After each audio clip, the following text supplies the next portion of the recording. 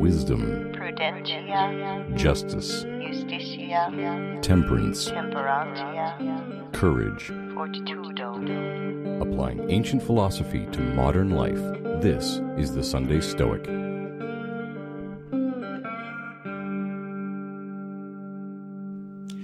Welcome to the Sunday Stoic Podcast. This is Steve coming to you from my stoa here in Conway, Arkansas.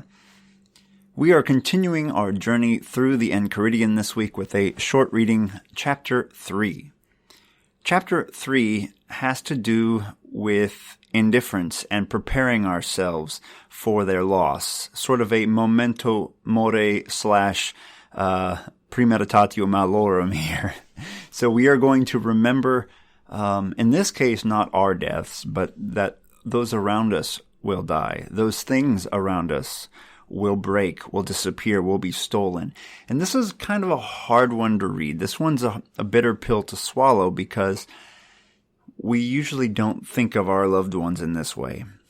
And with the language of Stoicism, it can come across kind of harsh. I would not literally look at my own child and say, if you die, it will not affect me. That's impossible.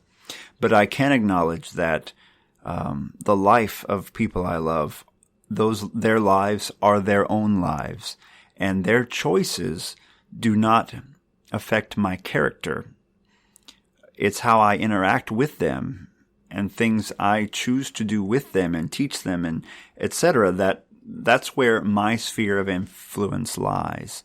And so if I can remember that, I can bear things with a little more equanimity perhaps than I would otherwise.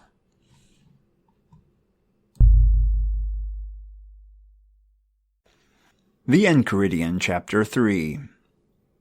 When anything from the meanest thing upwards is attractive or serviceable or an object of affection, remember, always say to yourself, what is its nature? If you are fond of a jug, say you are fond of a jug. Then you will not be disturbed if it be broken. If you kiss your child or your wife, say to yourself that you are kissing a human being, for then, if death strikes it, you will not be disturbed. Here we see maybe a little bit of a difference between Epictetus and Seneca. Seneca is more willing to acknowledge that a mourning period is necessary, that human feelings are going to come through, and that our goal is not to deny them. And I don't know what Epictetus means by disturbed here. I think no matter what, you would suffer a disturbance. It's whether or not it turns into a chronic mourning that never goes away, that affects your livelihood and things like that. But what we see here is overall the idea is to do what Marcus Aurelius does, and that's break things down, look at things as they truly are. When you're holding your favorite mug, remember that it's just some clay, and eventually it's going to break. When you're driving your car, acknowledge it will break down. What kind of thing is this? This is a mechanical device. This is a cup of clay. I am just a pile of meat and bones that will die. These are things we sometimes forget about. We assume things will last forever, and then when we lose them unexpectedly, it strikes us quite hard. But if we acknowledge ahead of time, things will happen. People will die, things will break. That doesn't mean we won't suffer a little bit when it happens, but we may be able to do so with a level head, and perhaps over time we'll come to accept it more quickly.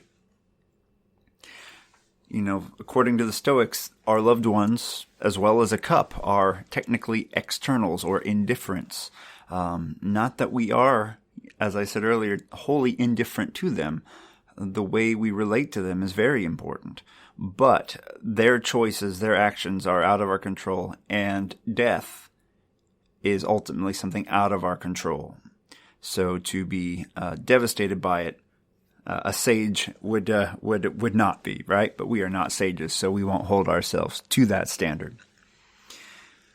But we can remind ourselves of the ephemeral nature of life and use it as a springboard, not to become dark and mopey and sad when we kiss our loved ones goodnight, but to be a little more joyous in the morning when they're just fine and we are able to spend another day together. And at the same time, it can help us to remember that life is precious, and there will be the last time you kiss your loved one. There will be the last time you give them a hug and say, I love you, just as there will be a last time you have a cup of tea in your favorite mug before it shatters. This is the way of the world. And as Stoics, even when it's hard, we have to look the world square in the face, right in the eye, and say, hello, fate, I know how you operate. I would prefer if it worked differently, but I accept the way things are. And that's our role as Stoics. So, try it out. You don't have to be too morbid about it, but remind yourself, everything around you will one day fade away. Some things will fade away today, other things in 1,000 years. But you can remind yourself of this impermanence throughout your day, and it should help you to accept what happens with a little more equanimity. All right, well, seize the day. Let me know how it goes for you, and I'll talk to you soon. Carpe diem. Thank you for listening to The Sunday Stoic. If you enjoyed the show, please subscribe, rate, and review The Sunday Stoic on iTunes. Become a member of the Sunday Stoic team, earn rewards, and be an integral part of the show by becoming a patron at www.patreon.com/SundayStoic. Contact the show by emailing sundaystoic@gmail.com or by leaving a voicemail at 501-503-3132. To find out more, visit www.sundaystoicpodcast.com. And as Steve always says, Carpe Diem.